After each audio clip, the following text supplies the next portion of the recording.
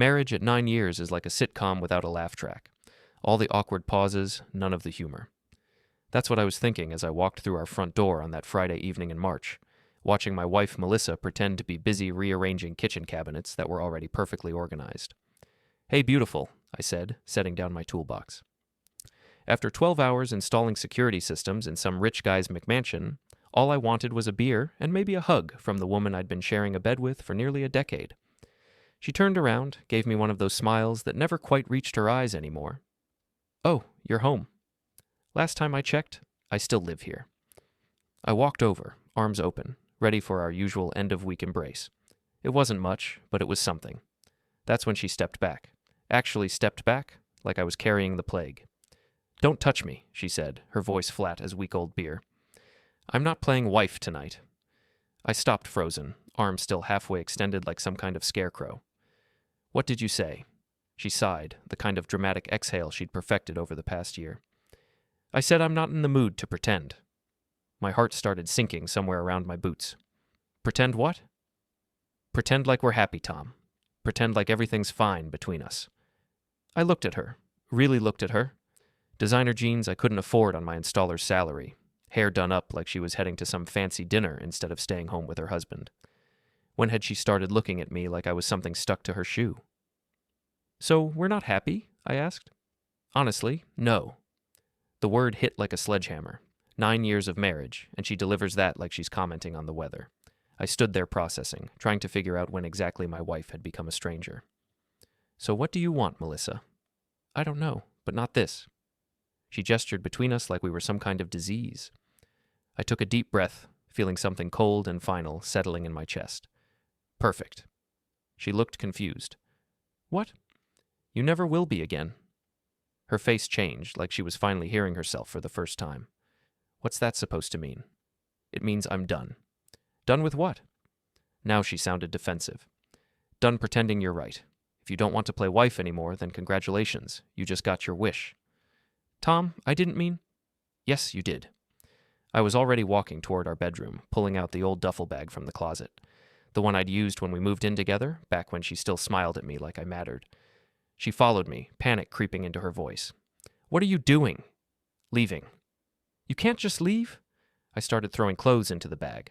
Work shirts, jeans, underwear, the essentials. "Watch me." "Where will you go?" "Hotel tonight, lawyer tomorrow." Her face went white. "Lawyer? What for?" "Filing for divorce." "You're overreacting." I stopped packing and looked at her. "Am I? You just told me you don't want to be my wife. You physically recoiled when I tried to hug you. What exactly am I supposed to do with that?" It was just a comment. I was just tired." "Tired of what? Being married to me?" She went silent, which was answer enough. I finished packing and headed for the door. She blocked my path, tears starting to flow. "Please don't go. We can talk about this." "You said don't touch you. You said you don't want to play wife. What's left to talk about?" "I take it back. Too late." I moved around her toward the door. "What about us? What about 9 years?" I stopped at the threshold, looked back at the woman who used to be my best friend. "There is no us. You made that clear. Tom, please, I love you." "No," I said, walking out into the cold March night. "You don't." The Marriott downtown had clean sheets and cable TV, but it couldn't wash away the taste of those words. I'm not playing wife tonight. Like our marriage was some kind of performance she'd grown tired of. I spent the weekend thinking, drinking overpriced minibar whiskey, and ignoring her calls. By Monday morning, I was sitting in the office of Catherine Walsh, divorce attorney, filing papers for irreconcilable differences. The funny thing about rock bottom is how clearly you can see everything from down there. 3 weeks later, I was living in a studio apartment that smelled like the previous tenant's cats and learning to cook for one when my phone buzzed with a text from an unknown number. "You don't know the half of it. Meet me at the Rusty Anchor tonight at 8 if you want the truth about your wife." The Rusty Anchor was the kind of dive bar where dreams went to die slowly, nursing cheap beer and cheaper whiskey. I almost didn't go. Almost. But curiosity killed more than cats. It killed marriages, too, apparently. She was waiting in a corner booth, late 20s, blonde hair with dark roots, wearing a business suit that had seen better days. She looked like she'd been pretty once before life got its hooks in. "Tom Grady?" she asked as I approached. "Depends who's asking." "Call me Mickey. I used to work for Sutter Development." That name hit like ice water. Brian Sutter, the Golden Boy developer whose face was plastered on half the billboards in town. What's this about? Your wife and my former boss. She slid a manila envelope across the scarred wooden table. You might want to sit down. I sat. Opened the envelope. Inside were photos. Melissa and a man I recognized from those billboards walking into the Hilton downtown, holding hands, kissing in the parking garage. How long? I asked, my voice sounding strange in my own ears. 6 months that I know of, maybe longer. Mickey sipped her beer. But that's not the worst part. It gets worse? Brian's married, 3 kids, and he's got a thing for, let's call it workplace harassment. I wasn't the first employee he came after, just the first one who refused to play along. The pieces were clicking together like a jigsaw puzzle from hell. You got fired. Constructive dismissal. They made my life so miserable I had to quit. Her eyes hardened. But I kept records. Everything. She pulled out a flash drive, set it next to the photos. Security footage from the hotel, email exchanges, text messages. Your wife's not as careful as she thinks she is. I stared at the drive like it might bite me. Why are you telling me this? Because Brian Sutter destroyed my career, and your wife helped him do it. She was in HR when I filed my complaint. Guess who made sure it got buried? The betrayal hit in waves. First the affair, now this. What do you want? I want him to pay. Both of them. She finished her beer and stood up. The question is, what do you want? I pocketed the drive and the photos. I'll let you know. But I already knew. That night, I went back to our house. My house, technically, since my name was on the deed. Melissa was at her book club, which I now realized was probably code for something else entirely. I had maybe an hour. I'd spent 15 years installing security systems. I knew every camera angle, every blind spot, every way to hide a lens where nobody would think to look. The smoke detector in the living room had been acting up anyway. Easy enough to replace it with one of my special models.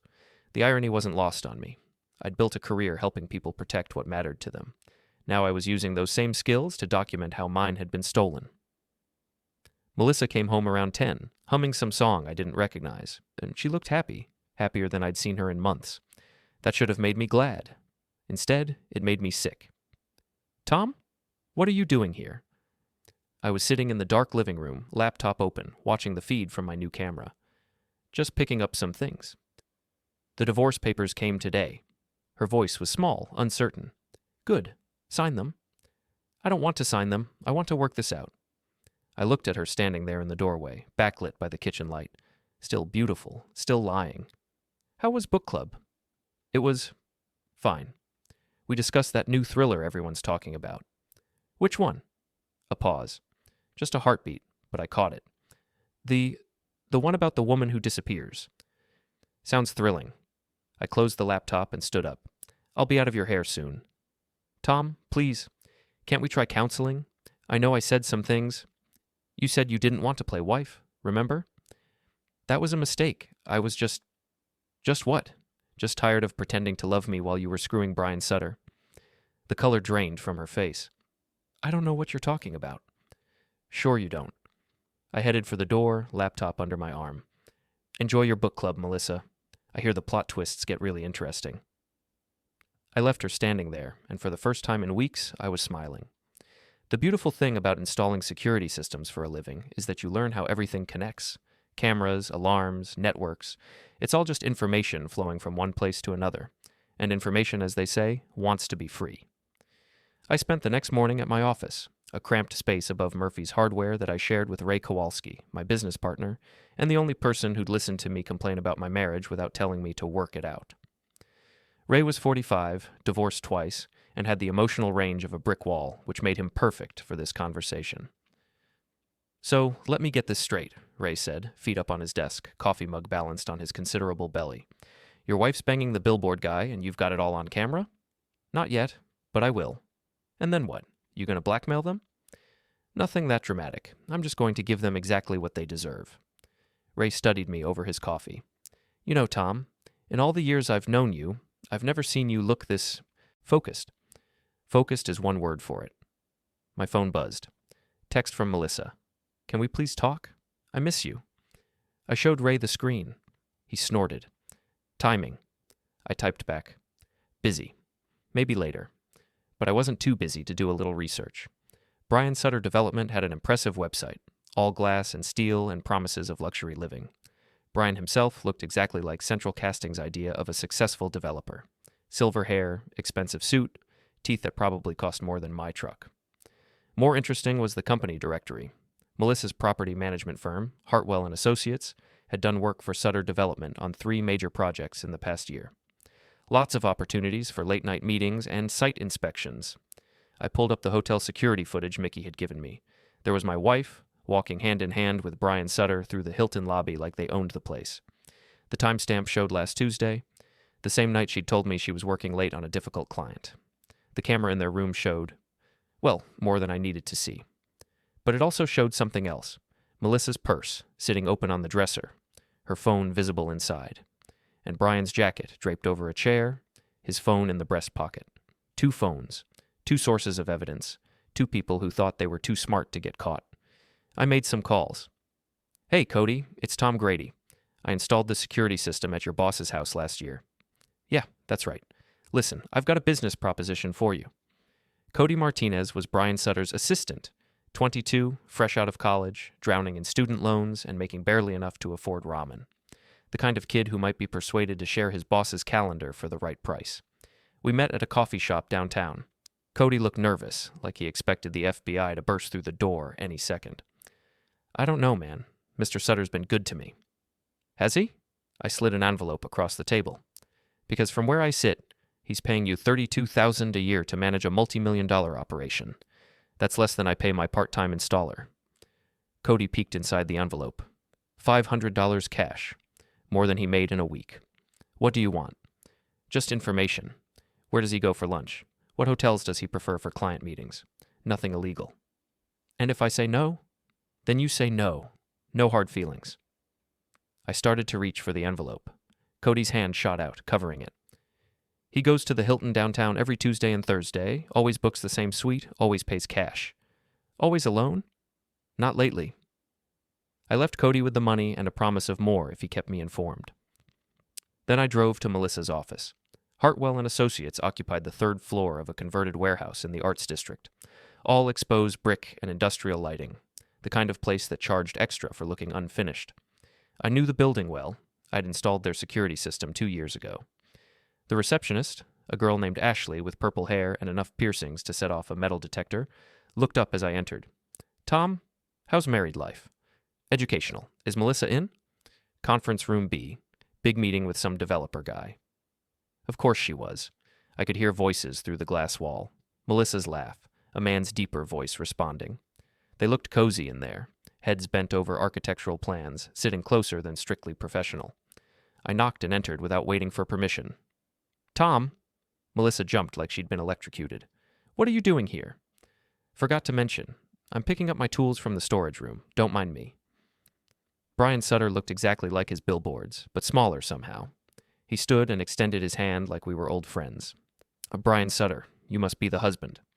Tom Grady, you must be the reason I'm about to be an ex-husband. The silence in that room was beautiful.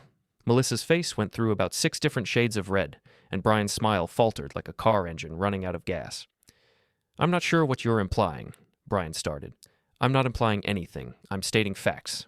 You're sleeping with my wife. She's sleeping with you. The Hilton downtown, Tuesdays and Thursdays, Suite 412. Cash payments to avoid credit card records. Should I go on? Melissa found her voice. Tom, you're embarrassing yourself.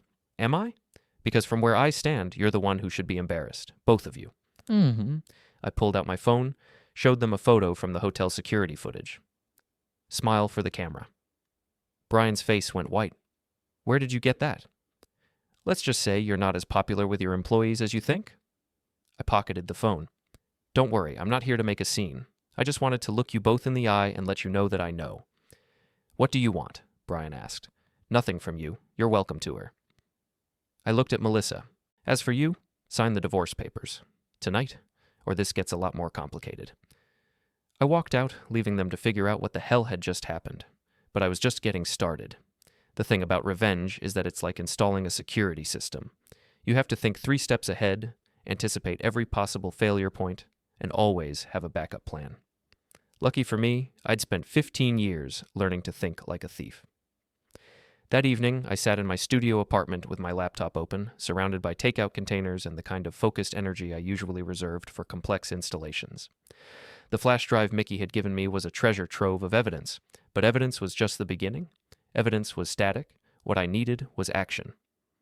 Brian Sutter drove a silver Mercedes S-Class license plate Sutter 1, because apparently subtlety wasn't his strong suit. He parked it in the executive garage at his office building every day at precisely 8:47 a.m. I knew because Cody had been very thorough in exchange for his weekly envelope. The garage had security cameras, but I'd installed that system 3 years ago. I knew exactly where the blind spots were. Wednesday morning, I paid Brian's car a visit. Nothing illegal, mind you.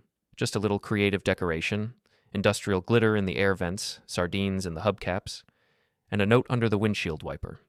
Cheaters always get caught. By noon, the entire downtown business district was talking about the smell coming from Brian Sutter's Mercedes. But that was just the opening act. The real show started when I called Melissa's boss, Richard Hartwell. I'd done some work for him personally, a high-end system for his house in the suburbs, and we'd always gotten along well.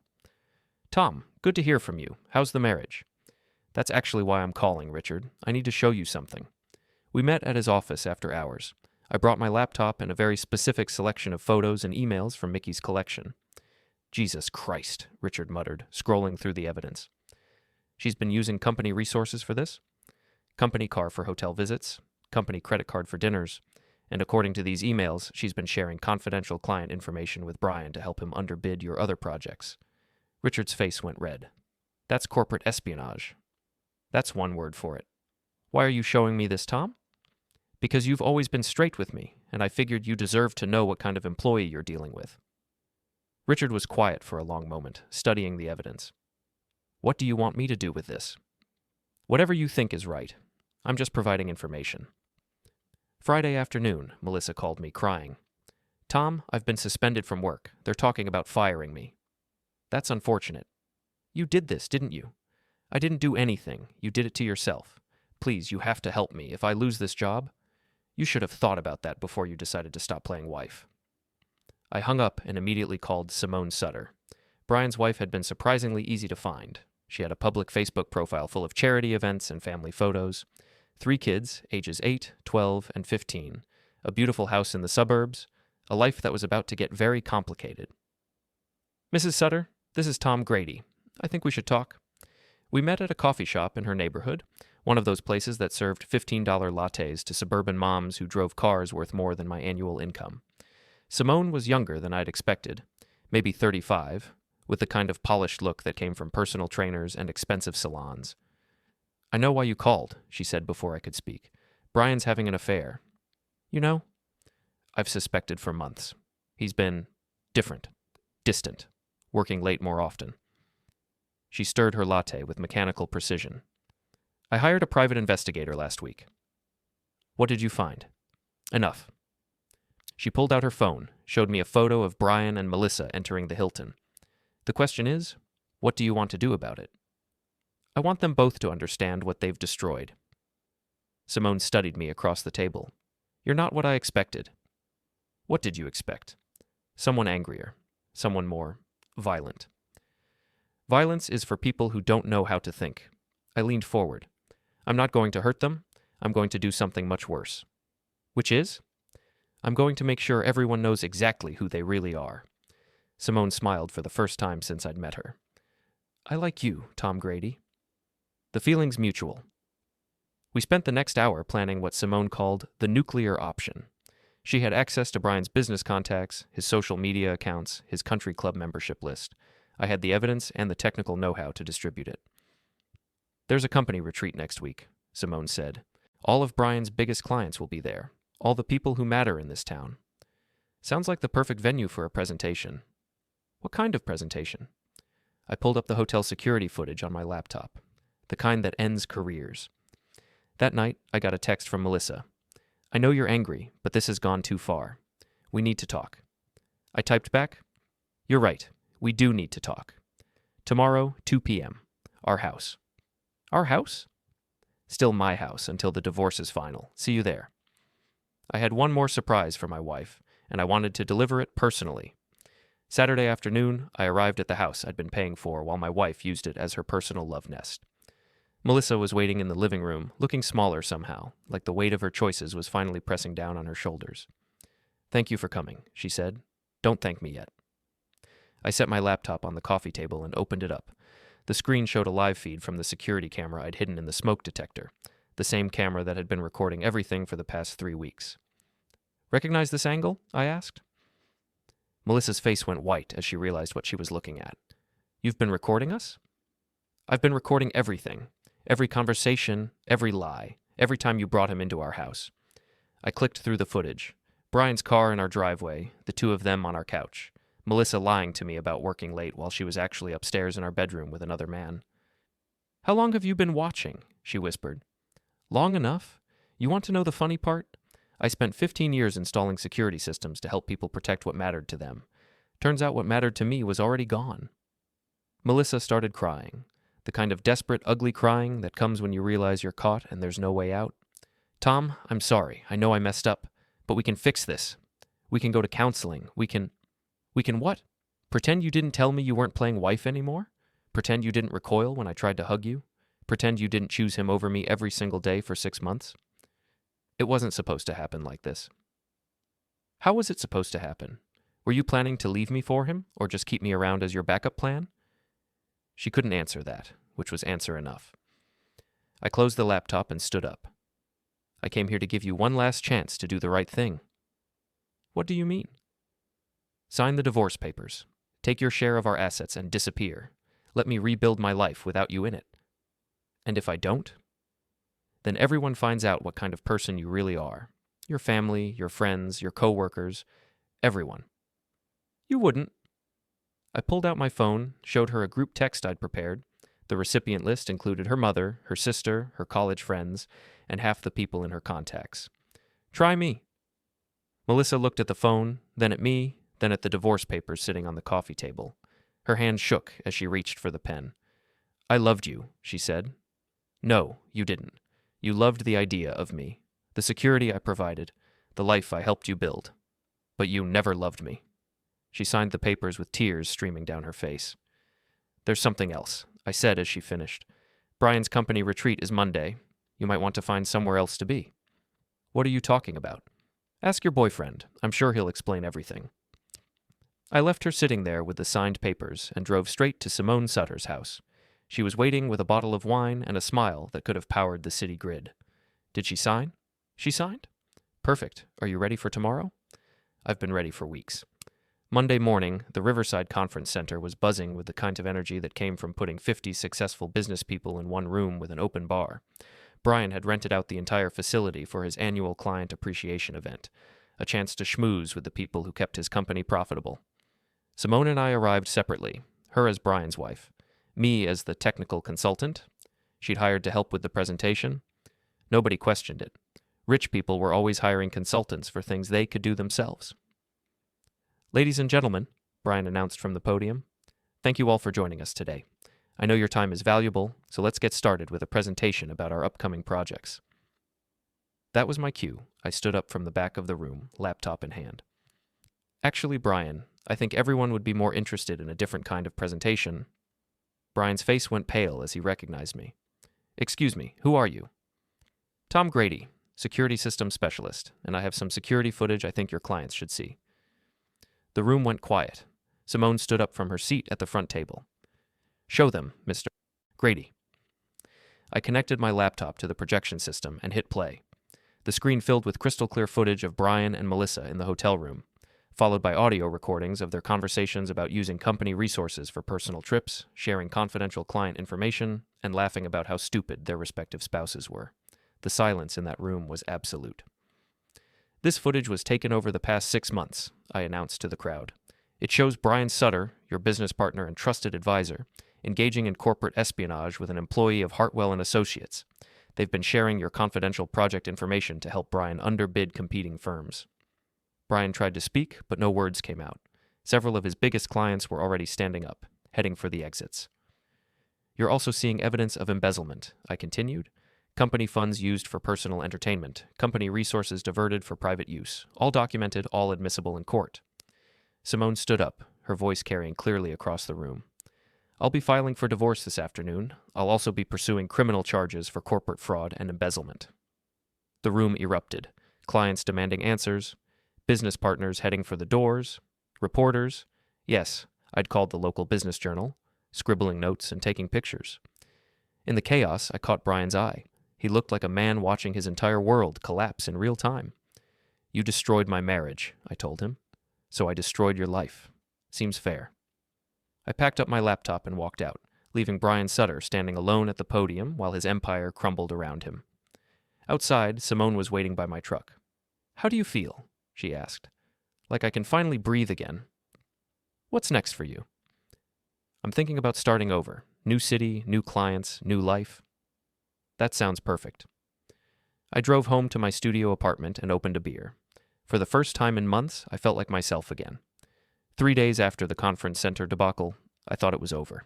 Brian's company was in free fall, his wife was filing for divorce, and the local business community was treating him like he had a contagious disease.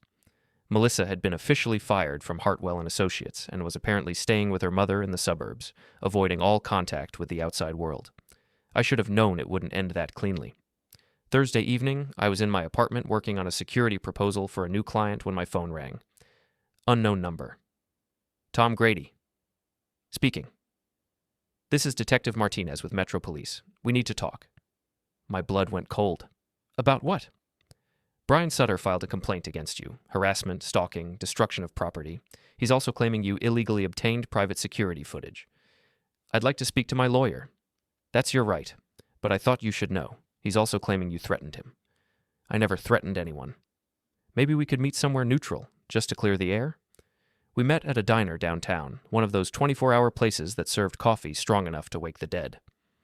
Detective Martinez was younger than I'd expected, maybe early 30s, with the kind of tired eyes that came from seeing too much human stupidity. "Brian Sutter says you've been harassing him for weeks," she said, sliding into the booth across from me. "Brian Sutter is a liar." "Can you prove that?"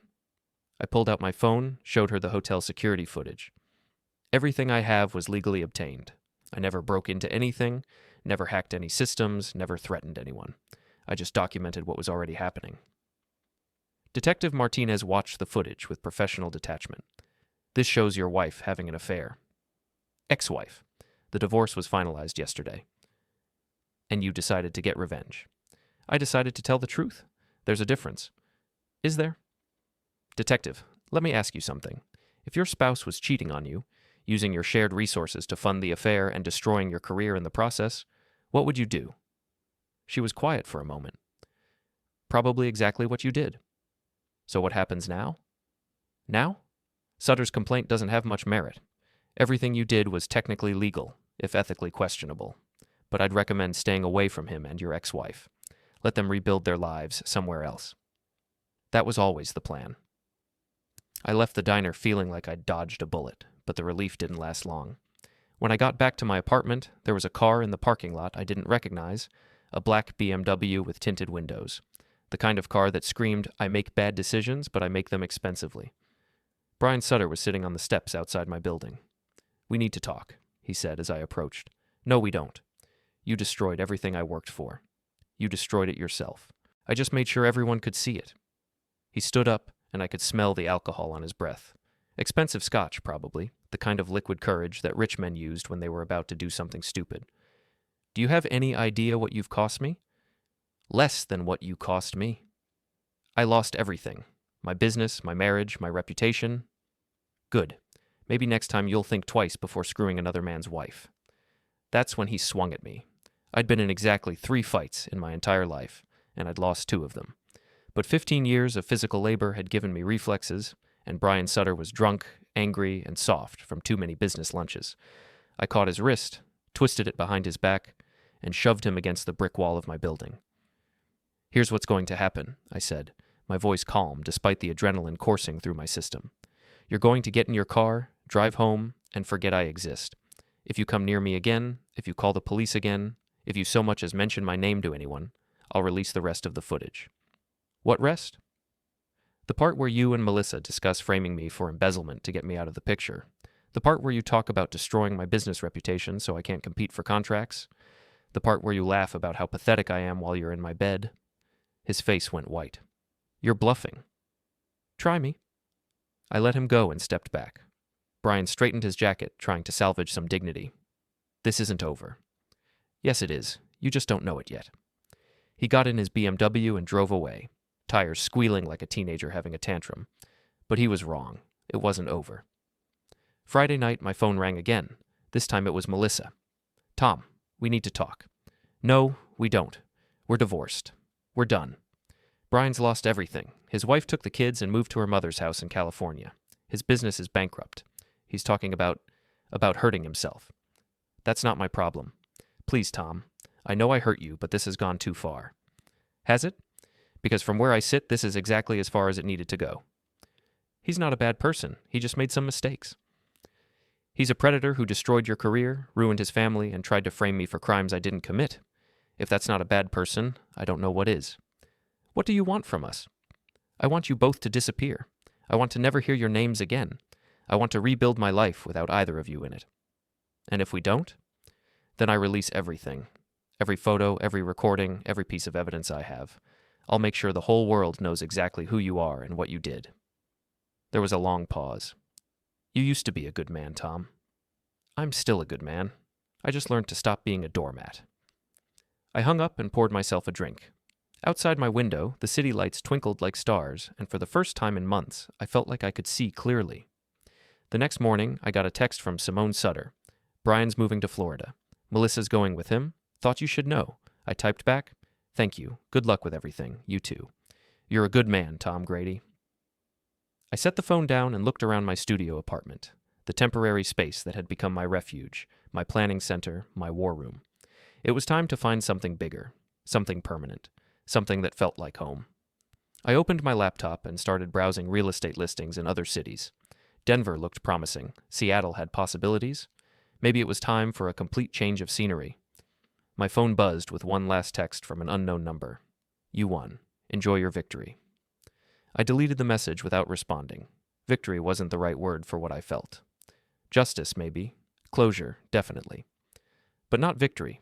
Victory would have been saving my marriage. Victory would have been finding a way to forgive and rebuild. This was just the end of a story that should have ended differently. I closed the laptop and walked to the window, looking out at the city where I'd built a life, lost a wife, and learned what I was really made of. Tomorrow, I'd start over. Tonight, I'd remember. When I'd tried to hug my wife 9 months ago, she'd stepped back and said, "Don't touch me. I'm not playing wife tonight." I'd told her, "Perfect. You never will be again."